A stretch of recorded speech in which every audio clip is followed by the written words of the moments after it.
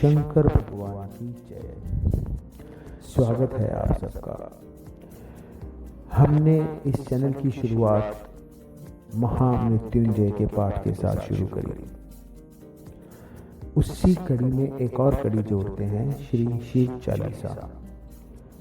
शिव चालीसा शिव पुराण में से लिया गया है। शिव पुराण 18 पुराण ग्रंथों में से एक है।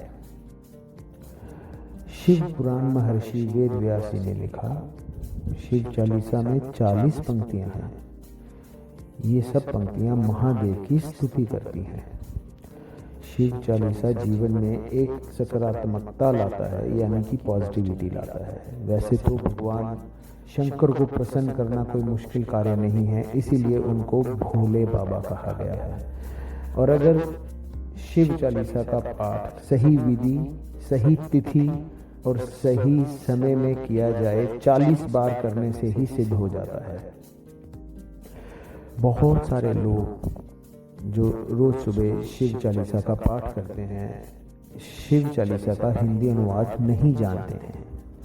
तो चलिए आज हम शिव चालीसा का हिंदी अनुवाद भी करते हैं, साथ साथ भगवान शिव का आशीर्वाद भी लेते हैं। शिव चालीसा शुरू होता है एक दोहे से, क्योंकि पहले गणेश जी को मनाया जाता है कोई भी शुभ कार्य करने से पहले। तो दोहा है, जय गणेश गिरजा सुवन, मंगल मूल सुजान, कहत अयोध्या दास, तुम देहु अभय वरदान। इसका वर्णन रामायण में भी है। जब भगवान श्री राम युद्ध करने जाते हैं लंकापति रावण के साथ, उससे पहले वो यज्ञ करते हैं और भगवान शिव का आग्रह करते हैं, उनको मनाते हैं और उनसे वरदान मांगते हैं। तो इस दोहे का अर्थ है कि पार्वती सुत, पार्वती जी के बेटा पुत्र श्री गणेश जी समस्त मंगलों के ज्ञाता हैं। मैं अयोध्या दास, प्रभु श्री राम कहते हैं, मैं अयोध्या दास आपसे वरदान मांगता हूँ। फिर चौपाई आती है, जय गिरिजापति दीन दयाला, सदा करत संतन प्रतिपाला। अर्थात पार्वती जी के स्वामी, पार्वती जी के पति, आपकी जय हो। आप दीन दुखियों पर कृपा करते हैं, साधु संतों की रक्षा करते हैं, सदा सदा करते हैं।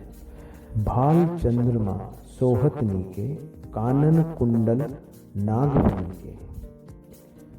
भोले बाबा त्रिशूलधारी नीलकंठ, आपके मस्तक पर चंद्रमा सुशोभित है और कानों में नागफनी के कुंडल शोभायान हैं। अंग गौर श्री गंग बहाए, मुंड माल तन क्षार लगाए। इसका अर्थ है कि आप गौर वर्णी हैं। आपके सर की जटाएं, जिसमें माँ गंगा बह रही है, और आपके गले में मुंडों की माला है। आप अपने शरीर पर भस्म लगाकर रखते हैं। वस्त्र खाल वागंभर सोहे, छवि को देख नाग मन मोहे। इसका अर्थ है, हे त्रिलोकी, हे प्रभु, आपके वस्त्र बाघ की खाल के हैं, क्योंकि वो जंगल में ही रहे हैं और अपने मेडिटेशन में ही रहते हैं, जो हमें वेदों से पता चलता है, ग्रंथों से पता चलता है। तो हे प्रभु, आपके वस्त्र बाघ की खाल के हैं। आपकी शोभा को देखकर नाग और मुनिजन मोहित हो रहे हैं। मैना मातु की हवे दुलाई, भाम अंग सोहत छवि न्यारी। इसका अर्थ है कि माता मैना की पुत्री सुपुत्री श्री पार्वती जी आपके बाईं ओर, वाम अंग बाईं ओर सुशोभित हैं और इनकी शोभा अत्यंत निराली और अत्यंत न्यायी है। कर त्रिशूल सोहत छवि भारी, करत सदा शत्रु क्षयकारी। इसका अर्थ है कि प्रभु भगवान शिव, आपके हाथ में त्रिशूल बहुत ही एक अच्छी छवि और शोभामान हो रहा है, जिससे आप सदैव शत्रुओं का संहार करते हैं। नंदी गणेश सोहे तम कैसे, सागर मध्य कमल है जैसे। अर्थात आपके पास आपका वाहन नंदी और गणेश जी कुछ इस प्रकार शोभायमान है जैसे समुद्र के बीच में एक कमल खिला हो। कार्तिक श्याम और गणराव या छवि को कह जात न काओ। कार्तिकेय जी और उनके गण वहां पर विराजमान हैं। इस दृश्य की शोभा का वर्णन कोई नहीं कर सकता। देवन जब ही जाए पुकारा, तब ही दुख प्रभु आप निवारा। हे प्रभु त्रिपुरारी, देवताओं ने जब भी सहायता की पुकार की है, हे भोलेनाथ, आपने बिना विलंब किए उनके दुख दूर किए हैं। किया उपद्रव तारक भारी, देवन सब मिली तुम ही जुहारी। इसका अर्थ है कि जब ताड़कासुर ने बहुत अत्याचार किए, अति हो गई, उसके अत्याचारों से देवता हाहाकार करने लगे, तो सभी देवताओं ने आपसे रक्षा की प्रार्थना की। तुरत तुरत षडानंद आप पठाओ, लव निमेश महम मार गिराओ। आपने उसी समय कार्तिकेय जी को उठा भेजा और उन्होंने पलक झपकने की देर से पहले राक्षस को मार गिराया। आप जलंधर असुर संहारा, सुष्य तुम्हर विदित संसारा। इसका अर्थ है कि हे भोलेनाथ, आपने जलंधर नामक भयंकर राक्षस का संहार किया। उससे आपका जो यश फैला, जो कीर्ति फैली, उससे सारा संसार परिचित है। त्रिपुरासुर सन युद्ध मचाई, सभी कृपा कर लीन बचाई। कि हे प्रभु, त्रिपुर नामक राक्षस के साथ आपने युद्ध किया और सभी देवताओं पर कृपा करी और उस समय सब देवताओं को उस दुष्ट राक्षस के आतंक से मुक्त किया तपिहि भागीरथ भारी, पूर्व प्रतिज्ञा तासु पुरारी। राजा भगीरथ, जिन्होंने अपने पूरे कुल को मोक्ष दिलवाया था, उन्होंने बहुत तप किया तपिहि भागीरथ भारी। राजा भगीरथ ने बहुत भारी तप किया, पूर्व प्रतिज्ञा तासु पुरारी, और आपकी जटाओं में गंगा माँ को आने जाने की आज्ञा दी। भगीरथ की प्रतिज्ञा आपके कारण ही पूर्ण हुई। दानी महम तुम सम कोई न हो, सेवक स्तुति करत सदाई। आपकी बराबरी करने वाला कोई दानी नहीं है तीनों लोकों में। भगत लोग सदा आपका गुणगान करते हैं और यशोगान करते रहते हैं। वेद महिमा माही तुम गाई, अकथ अनादि भेद नहीं पाई। इसका अर्थ है कि वेदों में भगवान शिव आपकी महिमा का वर्णन है, परंतु अनादि होने के कारण आपका रहस्य कोई नहीं पा सकता, क्योंकि भगवान शिव अनादि हैं। प्रकृति उद्दी मंथन में ज्वाला, जरत सुरासुर भय विहारा। समुद्र मंथन, जो कि सारी दुनिया को पता है, समुद्र मंथन हुआ, उसमें से जो विष रूप की ज्वाला निकली थी, उससे देवता और राक्षस दोनों जलने लगे और बेहाल होके इधर उधर गिरने लगे। कीन ही दया तहम करी सहाई, नीलकंठ तम नाम कहाई। आपका नाम नीलकंठ भी है। हे महादेव, आपने उस ज्वाला रूपी विष का पान करके सबकी सहायता करी, तभी से आपका नाम नीलकंठ पड़ गया। और गले में, कंठ में जिस जगह वो जहर गया, वो नीला हो गया। पूजन रामचंद्र जब कीना, जीत के लंक विभीषण देना। इसका अर्थ है कि लंका पर चढ़ाई करने से पहले श्री राम, प्रभु श्री राम आपकी पूजा करने के बाद विजय की ओर प्राप्त हुए और आप ही के आशीर्वाद से विभीषण को लंका का राजा बनाया। सहस कमल में हो रहे धारी, किन्ह परीक्षा तभी पुरारी। हे देवों के देव महादेव, जब श्री रामचंद्र जी सहस्त्र कमलों से आपकी पूजा कर रहे थे तब आपने फूलों में रहकर उनकी एक परीक्षा भी ली थी। एक कमल प्रभु राख्यो जोई, कमल नैन भोजन चहन सोई। देवों के देव, आपने तब अपनी माया से एक कमल का फूल गायब कर दिया, छिपा दिया। बहुत ढूंढने फिरने जब वो नहीं मिला तब प्रभु श्री राम ने नैन रूपी मतलब अपने नेत्रों में से एक नेत्र कमल के रूप में निकालने की बात सोची। कठिन भक्ति देखी प्रभु शंकर, भय प्रसन्न दिए इच्छित वर। महादेव जी ने जब रामचंद्र जी की ये दृढ़ आस्था देखी तो प्रसन्न होकर उन्हें मनचाहा वरदान दिया। जय जय जय अनंत अविनाशी, करत कृपा सबके घटवासी। हे प्रभु, हे शिव, आप अनंत हैं, अनश्वर हैं, आपकी जय हो, जय हो, जय हो। आप सबके हृदय में रहकर उन पर कृपा करते हैं। दुष्ट सकल नित मोह सतावे, भ्रमत रहे मुझे चैन ना आवे। इसका अर्थ है कि दुष्ट विचार हमेशा मुझे सताते हैं, पीड़ित करते हैं। मैं भ्रमित रहता हूँ जिसके कारण मुझे कहीं भी चैन नहीं मिलता। त्राही त्राही मैं नाथ पुकारो, यही अवसर मुझे आन उबारो। हे नाथ, हे प्रभु, मेरी रक्षा करें, मेरी रक्षा करें। मैं आपको पुकार रहा हूँ, त्राही मां। दोनों हाथ ऊपर उठाकर त्राही मां, आप आकर कृपया मुझे संकटों से, वो इन कष्टों से उभारे। लय त्रिशूल शत्रु को मारो, संकट ते मुहि आन उबारो।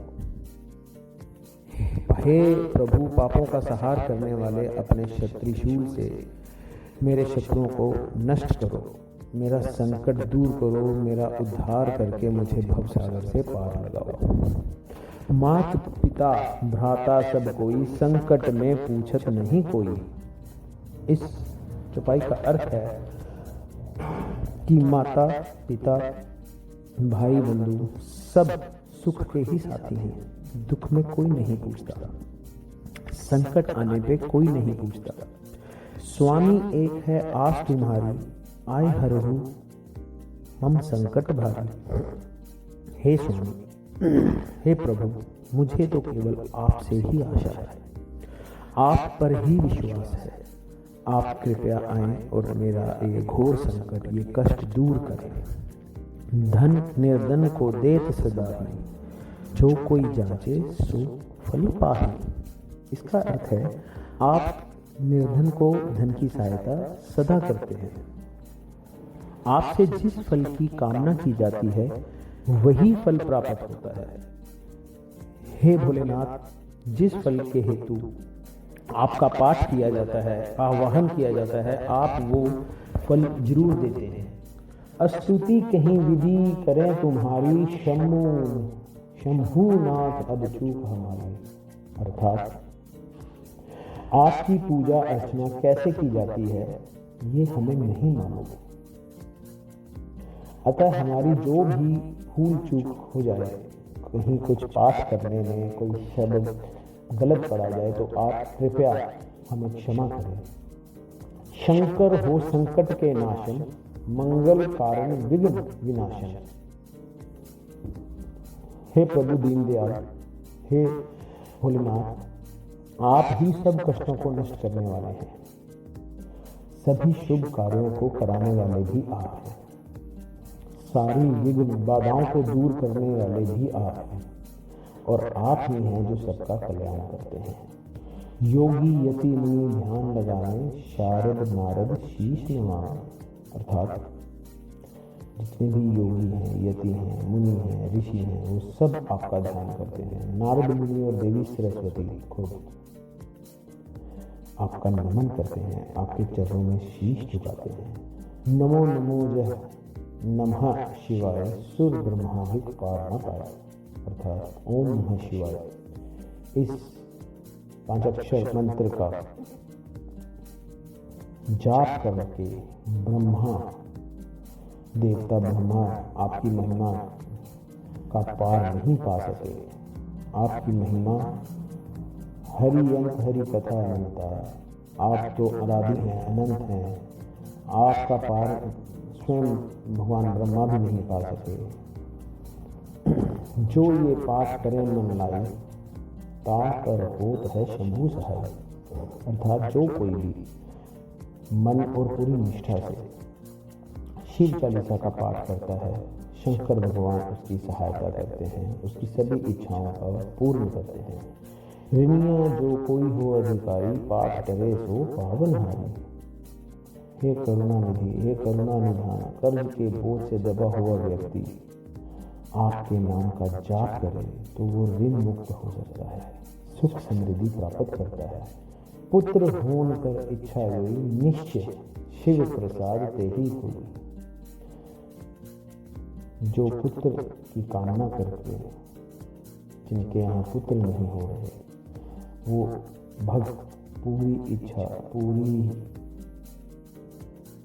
संलग्नता से पाठ करते हैं तो कृपा होती है। प्रभु पुत्र रतन की कृपा करते हैं, आशीर्वाद देते हैं।